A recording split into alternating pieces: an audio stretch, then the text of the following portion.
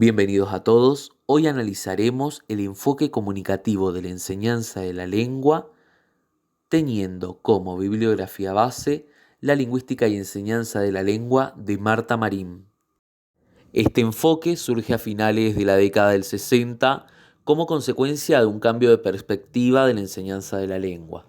Se abandona el modelo estructuralista para centrarse en la idea de que la lengua no es solo un objeto de conocimiento, sino ante todo un instrumento de comunicación.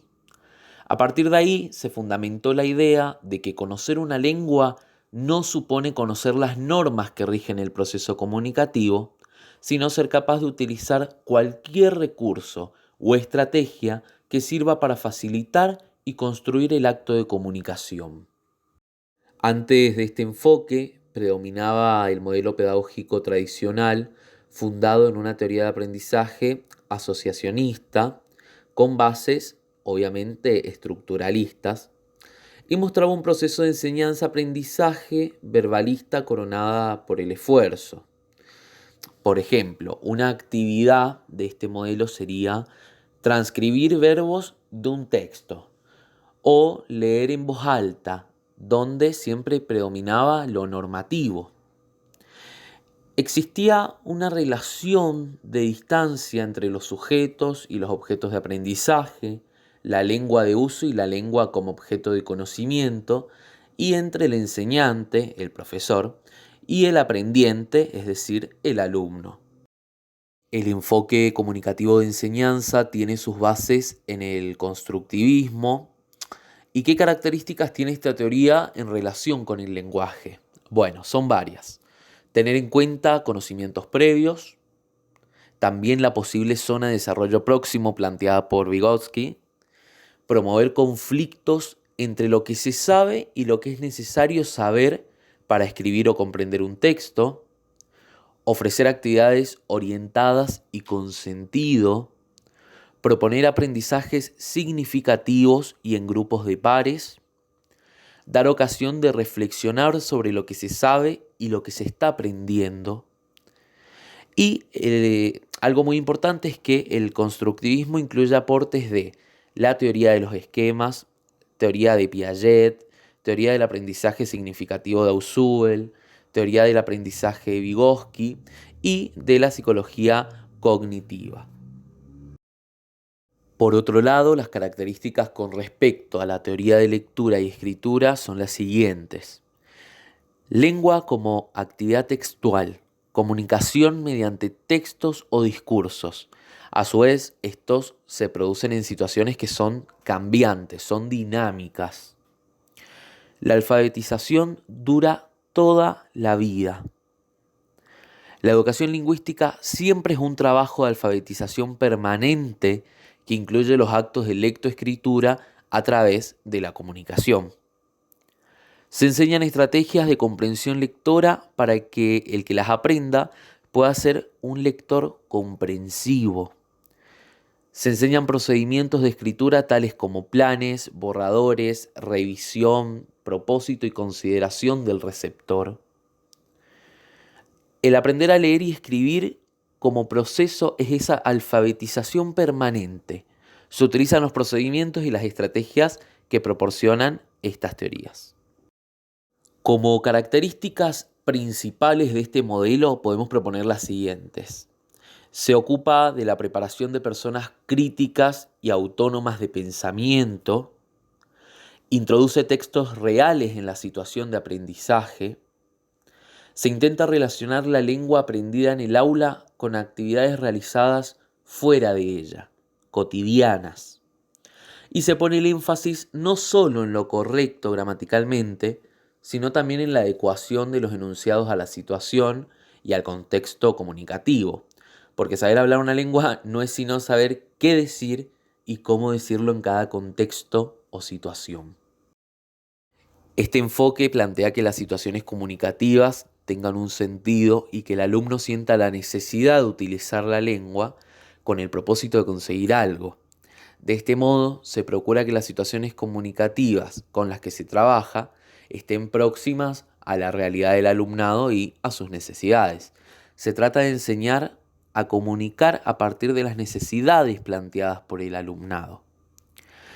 Para esto es necesario los aportes de otras disciplinas, como por ejemplo las teorías de la comunicación y de la enunciación. ¿Esto qué es? El conocimiento de los componentes del acto comunicativo, con la consiguiente conciencia que el emisor tiene de su receptor y de cómo emisor y receptor están inscriptos o representados de alguna manera en el texto. Es tener una conciencia de la situación comunicativa en la que se produce o en la que se está produciendo el hecho lingüístico. Por otro lado, tenemos la lingüística del texto, que es básicamente el conocimiento de los tipos de texto o discurso y sus variedades con descripción de sus superestructuras. Luego tenemos la gramática del texto, que es el conocimiento de las estructuras textuales y de los mecanismos de cohesión textual, y dentro de ellos el de progresión temática. Este conocimiento es muy importante porque favorece la comprensión lectora y la producción de textos propios con alta eficacia comunicativa.